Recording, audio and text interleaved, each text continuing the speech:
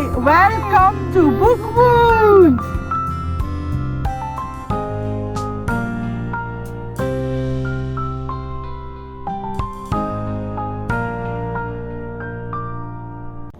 Hi, I'm glad you chose to spend some time with me. Welcome in our vlog for the second week of January. The kids have started school again, so I should have a little bit more time to read, but as you can see, we have had a huge snowfall. So to you it's maybe not huge, but for us it is. But also they have announced even more snow. So this might mean that the kids cannot go to school since our streets will be too dangerous to leave. But we'll see. For now, I am still listening to Of These Most Valiant, and I have listened almost 3/4 of it, so I should finish that easily this week. I am reading the book of December for the Fifth Salon, and I am more than halfway past through that as well. So that also should be finished this week. I hope so, because I have some reads to do for TBR-a-thon.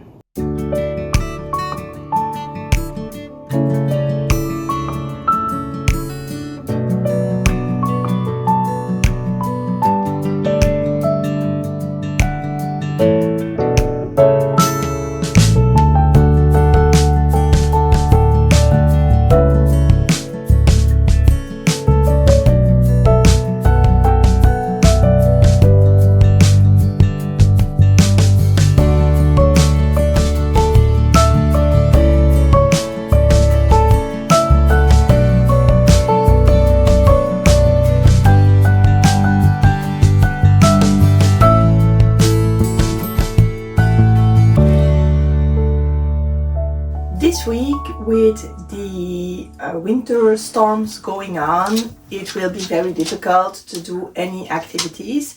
We are blocked in the house, but this does not mean that we are going to be bored. It's a great time to take care of these little tasks that I have been postponing for a while now. And I'm gonna make out of one stone two hits by showing you all the books from this collection have been talking about all year, introducing you a little bit more to them, and I will take the opportunity to divide them into 3 groups. Books that I want to read with the kids but I can read right now, books that I am putting aside because I know the boys would be less interested in them to read with Merin at a later point, and books that I want to read myself first or that I am quite sure that would not interest my children, so that I can make clear which one of those can go into my Read Me Bingo and which ones can't. So let's start by taking all the books out of the it's not even a shelving, out of the dressing area of our room where I kept them.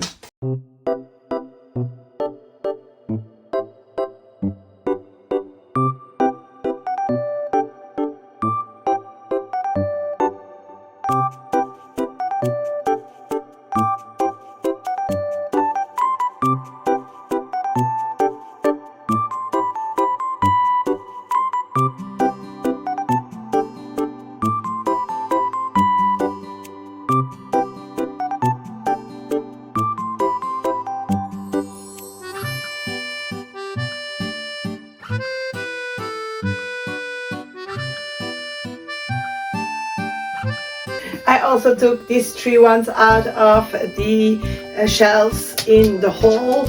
This one was there because I'm going to read it this month.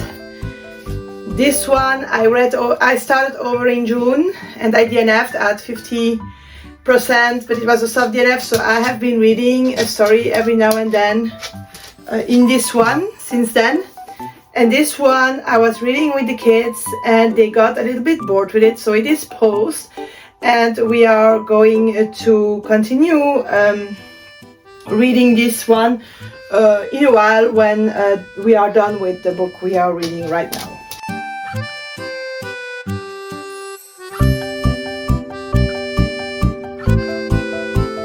So all 43 books of the series are over here.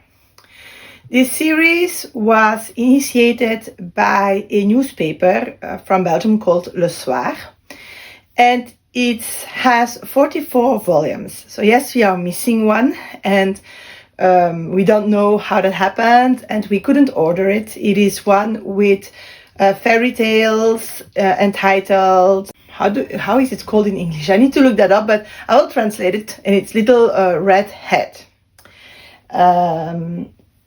But we have all others of them, and each book in this collection is normally a children's book or some kind of middle grade story, and they all have this very beautiful, I picked up the first one edition, they all are foiled.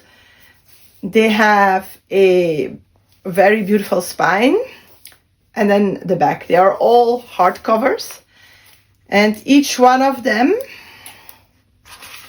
also has a very beautiful inside, and they made sure that there is an introduction more about the edition that they use to translate, and then there is a little introduction into the book itself. What we are going to do is I have here these little tabs, and I will pick a color for books to read with the kids. That will be blue, and then books reading for me will be green, and books reading with Merin later on will be pink, since it's her favorite color. And we will go through all of them.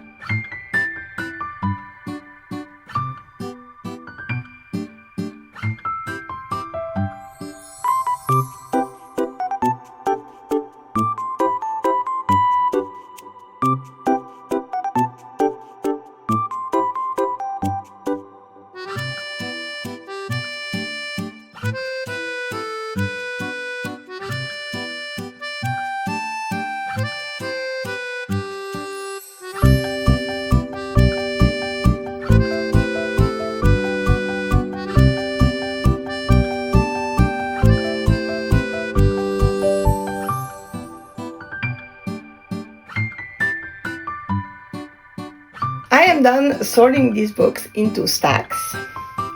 I hope you enjoyed seeing the covers of the different books. There are way too many to discuss them all. I have filmed the putting them into the stacks, and I tried to tell a little bit about each book, but I noticed it was very long, so I think I will take off the sound, speed it up a whole lot, and just go over the stacks with you in a quicker section. So I made a stack of the books that I plan to read with Merin more than with Naoki. This because these are more classical fairy tales. It's books that Naoki tends to enjoy less. And on this stack there is this one, which is Beauty and the Beast, that I have already read. We have a little stack of these fours, which are Christmas stories. And there is one that I have already half read in another edition. So these are not considered laying around as well, since they are Christmas books. I'm not going to read them in the middle of the year. We have a little stack of two books over here, which is two books of a same collection of Japanese stories. And these are books that I am not quite sure if I can read them with the kids. I have noticed some of the fairy tales are less adapted to them. And so I'm going to check that out before deciding.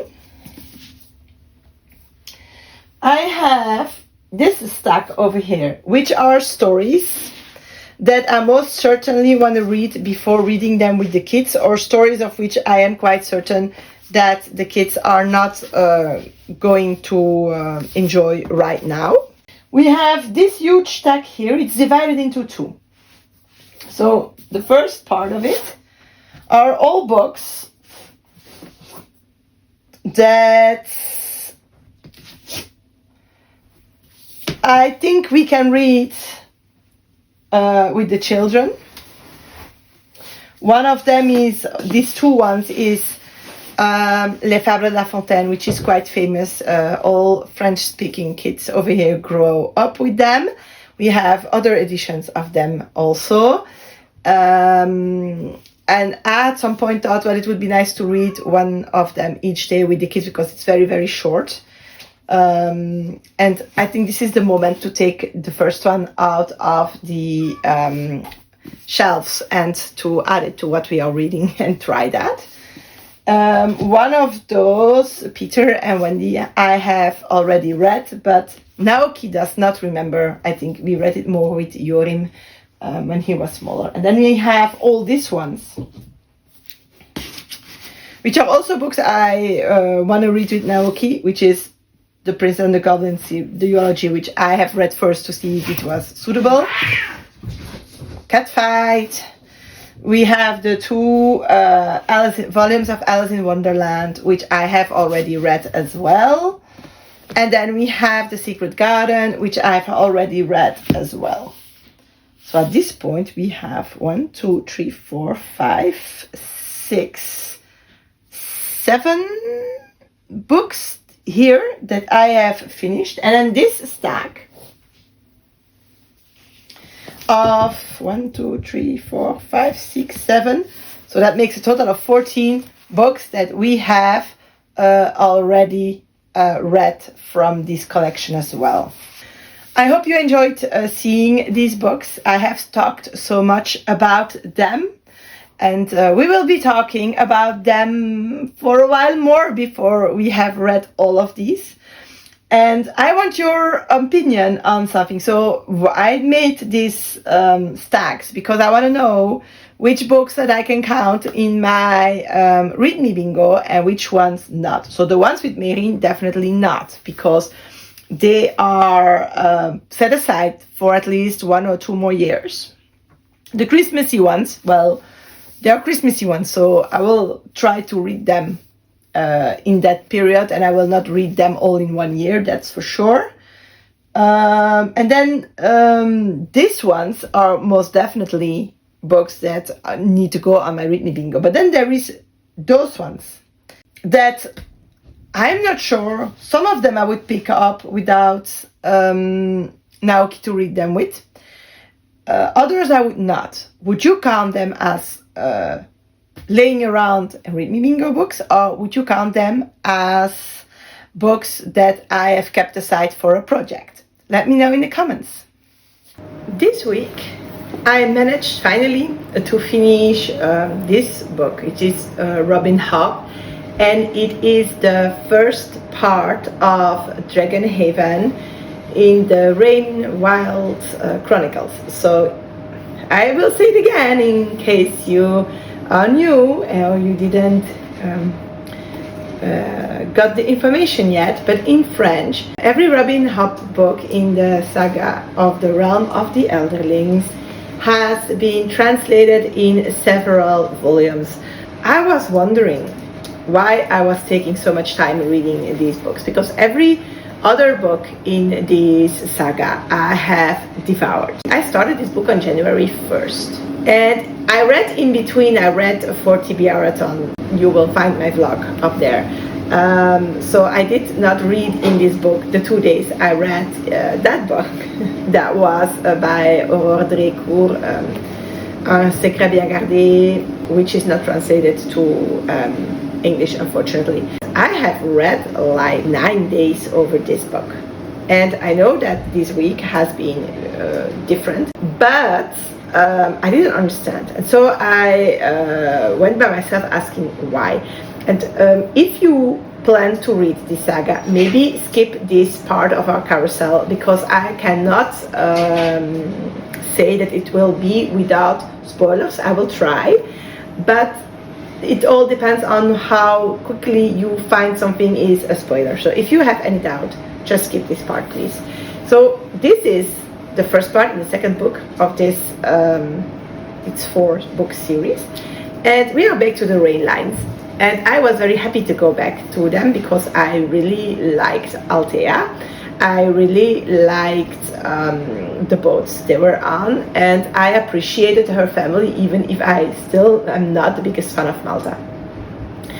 But what happened in the first book, which is Dragon Keeper, I quickly noticed that this is not going back to Binchtown like in the 5th book. We are going back to Buckkeep. No, this is, we go somewhere else, we have a completely different set of characters and a new story.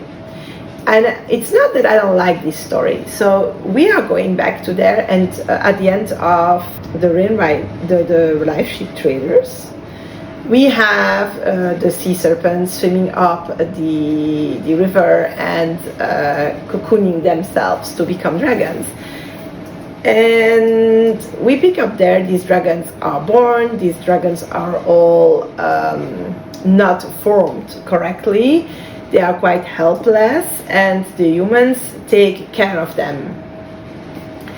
And at some point, we will go a little bit to Binchtown. We will meet Alice, and Alice is very interested in dragons, and she is in this very unhappy marriage, a little bit strange marriage as well, and she sets off to the Rainlands to observe these dragons with her own eyes. It was part of the marriage agreements that she made, and she sets then off from there on with an expedition that is set up.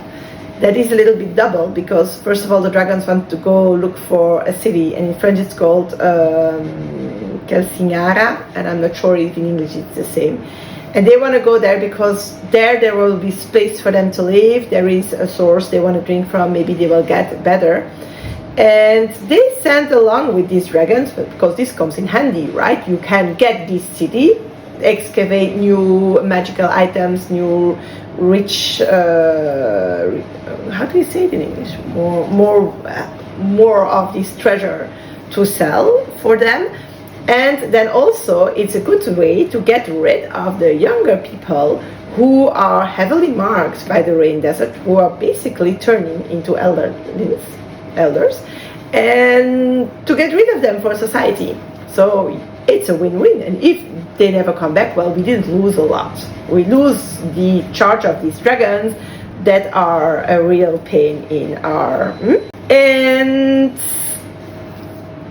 we will be following this expedition, and I feel it is so slow, and it turns and it turns and it turns, and I can get why, because it has to, it makes you feel how the people in this expedition feel.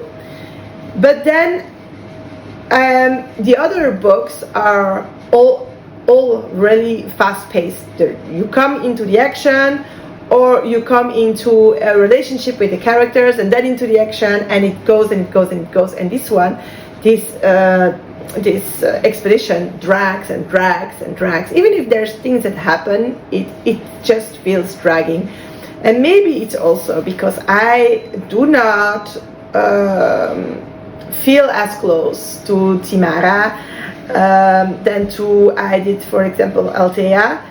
I think she's a very tortured character, and I think she has or is bringing interesting questionings about society to the story. But it is not my jam, and I'm really hoping that in the next one this will pick up. And now that we're talking books, then what else was I reading? I am still listening of Dietz Most Valiant.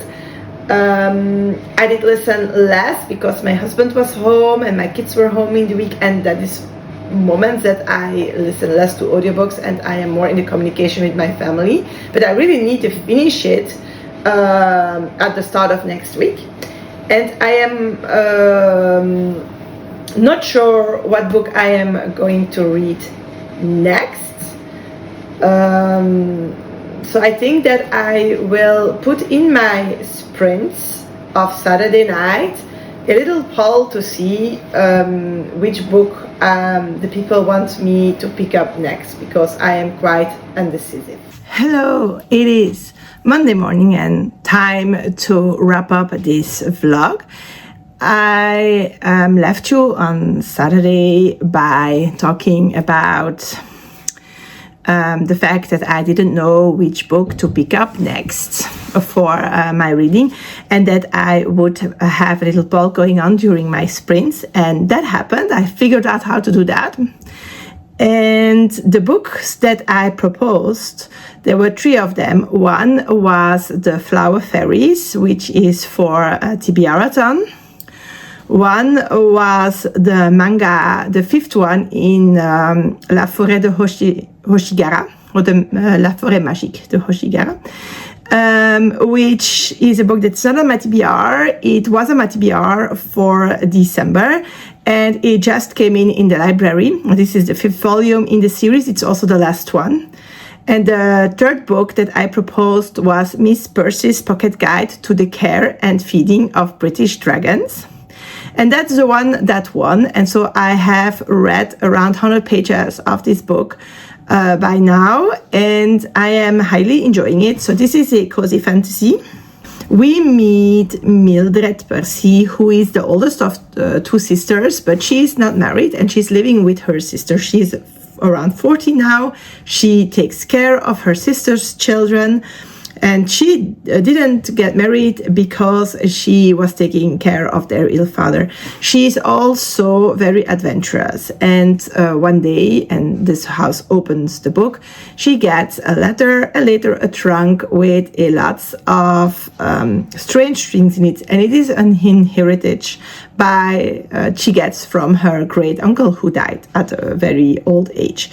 And she doesn't really know what to do with all these strange objects in this trunk. And she encounters the vicar of their town, and she talks to him about this, and he is very interested in local history and natural history, and so he proposes to her to come over to his place and that they would catalog and look into all these items together.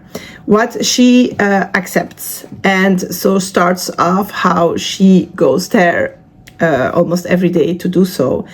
And I think it's not spoilery, since it's the title, to say that out of one of the strange rocks that is in this trunk just was hatched a dragon. And that's where I am, and up till now I found this a very funny and cozy book to read. I love being in Mildred's head. I love the way she thinks. I love how she has these little pics towards her sister, who is not being very nice to her. And I love the way how it is written. I think it is cozy, and I think we are set off with some very interesting characters for a nice adventure. So I'll be reading this book this week as well. And I hope that somewhere in the next couple of days I can tell you how that I finished it and how I liked it. If you are curious to see what we will be doing in that week, you are most welcome to subscribe and to hit on the notifications so you are automatically notified when our next carousel is coming out.